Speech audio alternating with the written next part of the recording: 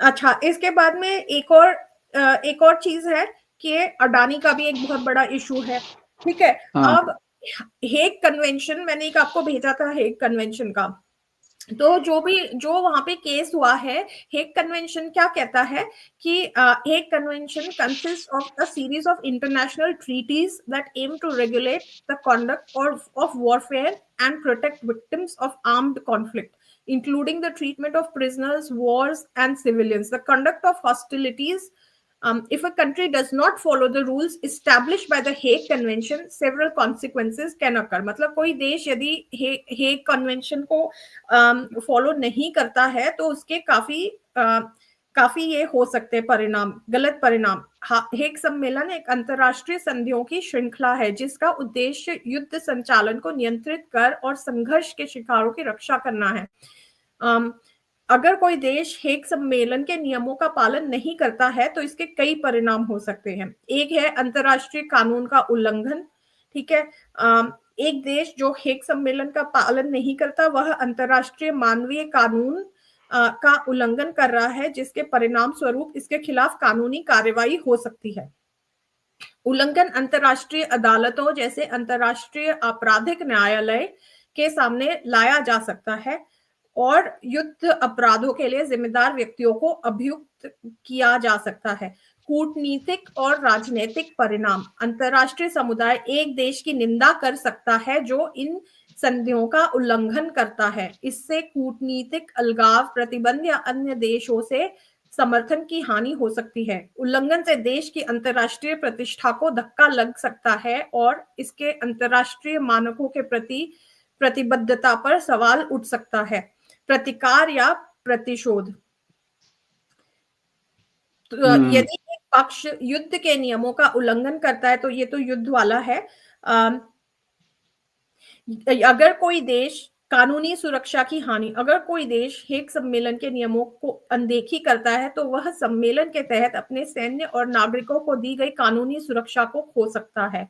उदाहरण के लिए सशस्त्र संघर्ष के मामले में युद्धबंदियों और नागरिकों को कुछ विशेष सुरक्षा मिलती है। इन नियमों के उल्लंघन करने से एक देश अपनी ही जनता के लिए वही सुरक्षा नहीं प्राप्त कर सकता।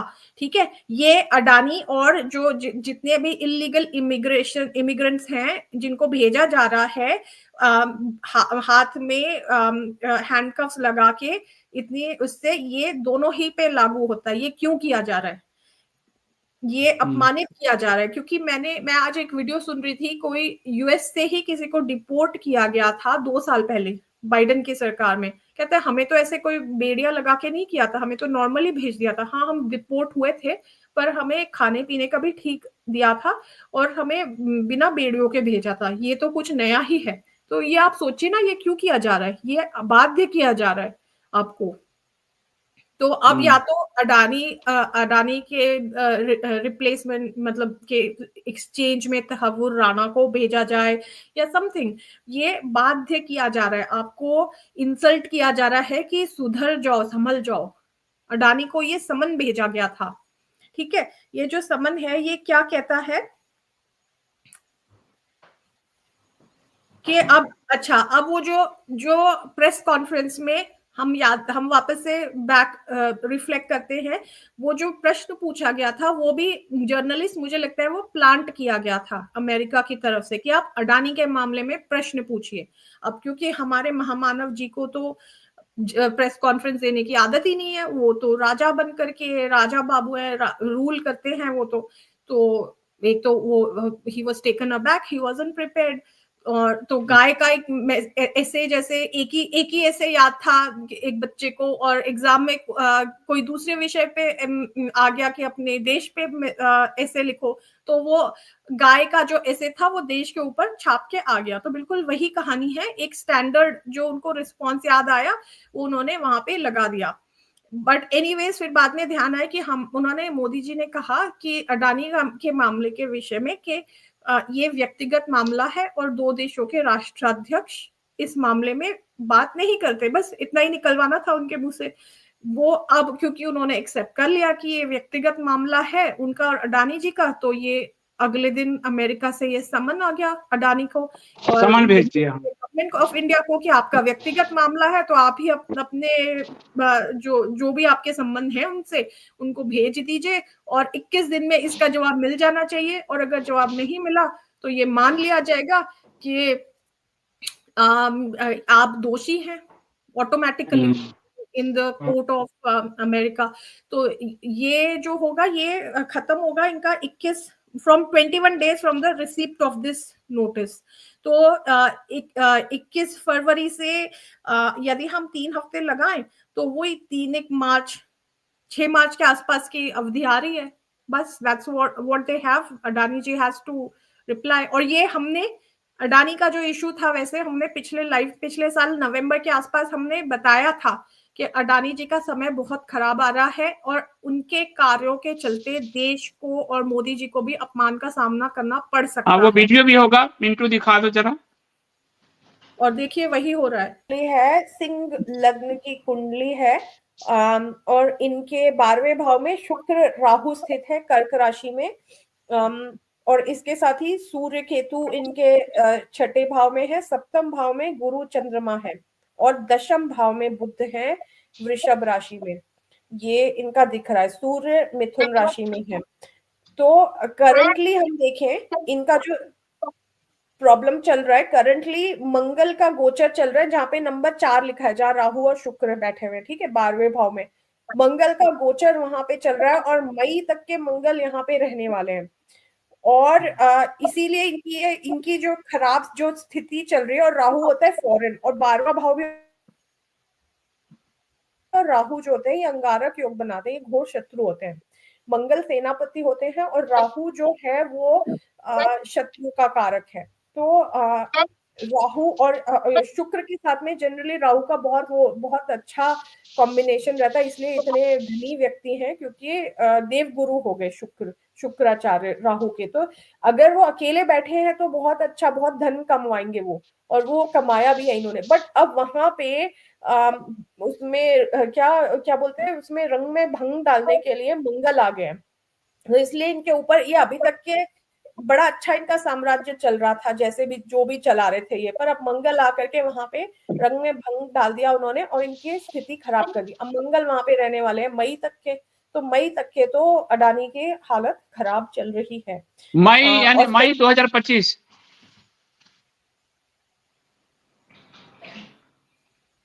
हेलो मिंटू, श्वेता जी आवाज आ रही है मेरी? हाँ आ रही है। वो रुके। मई आपने कहा था, मई यानी मई 2025 तक इनकी हालत खराब रहेगी। हाँ आगे तो और भी खराब है, ठीक है। मैंने उसी वाले में कहा था, यदि हम ये वीडियो को और आगे थोड़ा देखते तो उसी में मैंने आगे और भी बताया। दिखाओ मिंटू चला दो। फॉरेन लैंड से इनके ऊपर इतने बहुत आरोप लगने वाले हैं। राहु का भी जो अभी जो गोचर चल रहा है वो इनके अष्टम भाव में चल रहा है, मीन राशि से, ठीक है। तो ये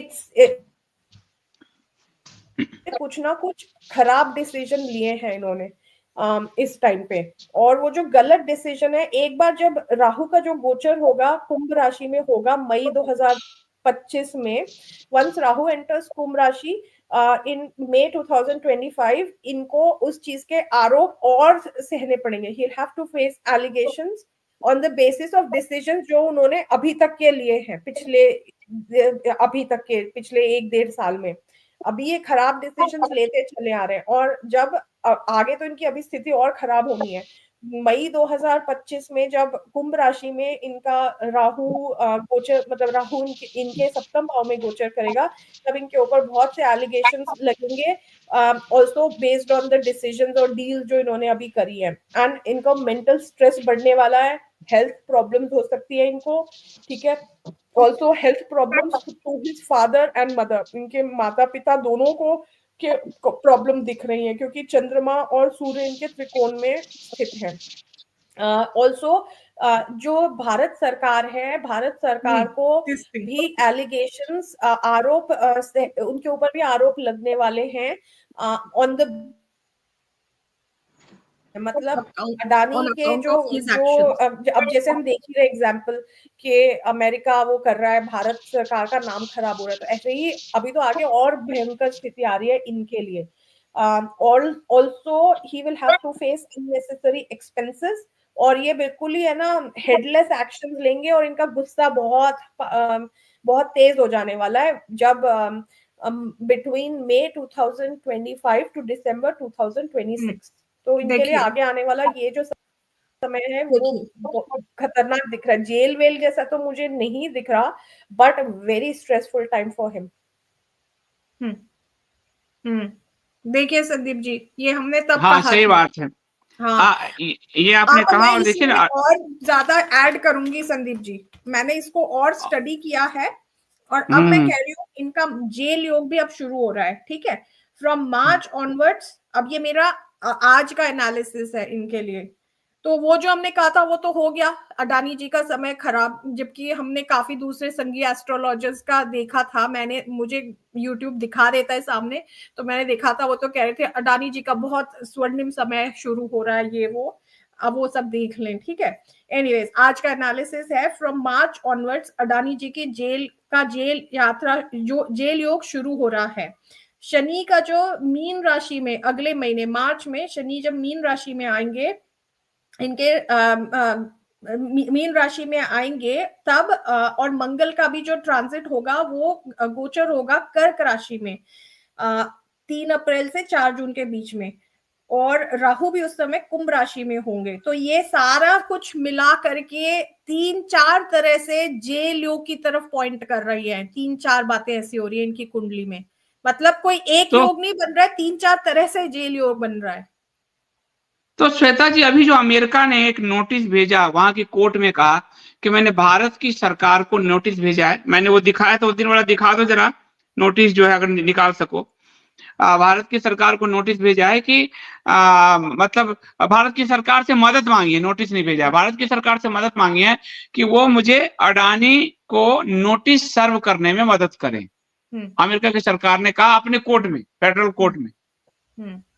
तो भारत की सरकार भी मदद करनी चाहिए, क्योंकि मोदी जी क्लियर कर चुके हैं कि ये व्यक्तिगत मामला नहीं है उनका। हमने डिक्लेयर कर चुके, और हमने अभी बताया हेग कन्वेंशन के जो कानून है उसको फॉलो नहीं करेंगे तो क्या परिणाम हो सकते हैं उसके, कि आपको अंतरराष्ट्रीय, आपको आपके नागरिकों को सुरक्षा नहीं मिलेगी, और आपकी भी बेइज्जती होगी अंतरराष्ट्रीय लेवल पे, दोनों ही चीजें हो रही हैं। और कल परसों भारतीयों का क्या अपमान किया है, और आप रो भी नहीं सकते क्योंकि आपको मार पड़ रही है, आपने गलत काम किया है।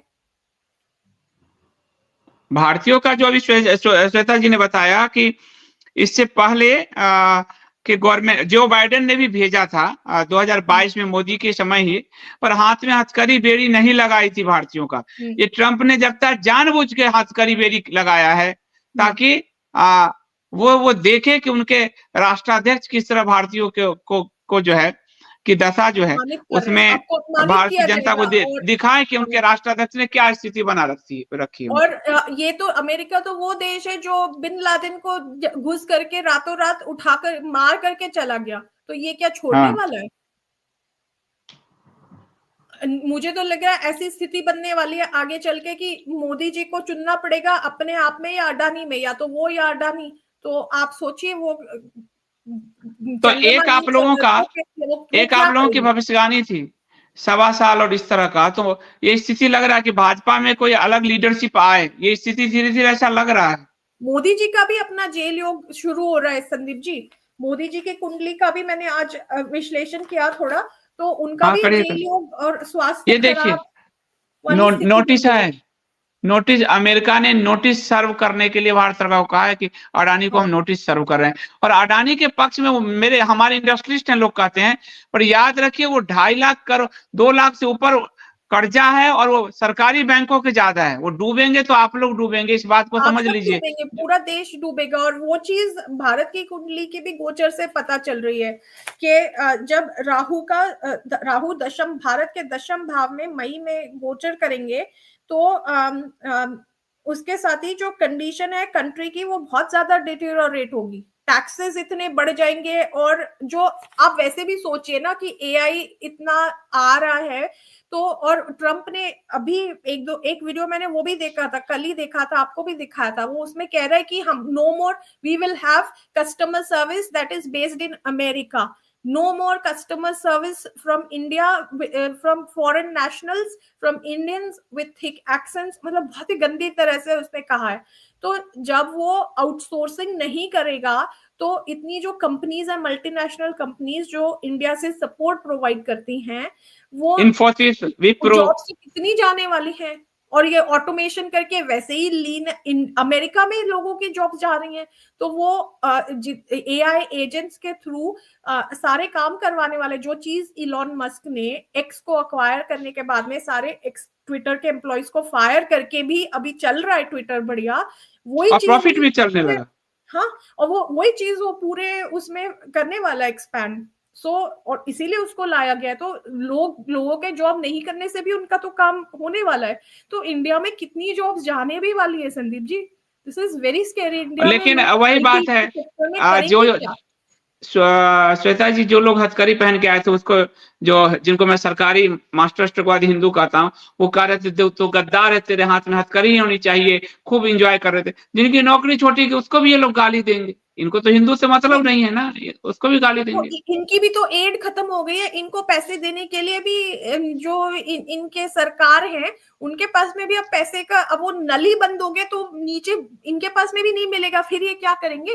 पर अभी तो भाजपा के पास 7,000 करोड़ कैश है। हाँ, तो वो खर्च करे तब ना, 7,000 करोड़ कैश है, उसने ये बात किया है। और कॉन्ट्रैक्ट से जैसे चंदे पर धंधा पे कमाया है। एड बंद हो गई तो अब क्या करेंगे। ये वैसे नहीं है कि अपनी जेब से खर्च करके करने वाले हैं।